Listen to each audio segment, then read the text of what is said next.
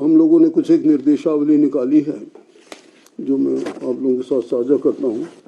वैसे तो जितने भी हमारे पीएचसी, चाहे हमारे कम्युनिटी हेल्थ सेंटर या हमारे सिविल हॉस्पिटल या दूसरे मेन हॉस्पिटल, सबको निर्देश दे दिए गए हैं कि attendance of all medical officers, paramedical staff and supporting staff at the place of posting, leave of the staff for the time being of all the health institutions may be cancelled temporarily.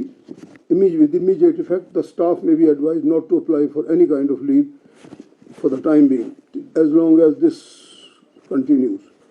All emergency first response team to be kept in readiness with adequate supply of drug, consumables, evacuation and first aid kit. Ambulances under control to be kept in readiness.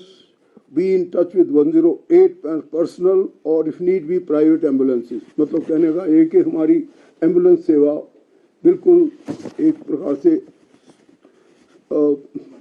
एकदम तैयार condition में रहे, और in respect जितने भी हमारे water borne diseases हैं, इनके ड्रग्स और कंज्यूमेबल वो हमेशा बिल्कुल टू बी केप्ट रेडी.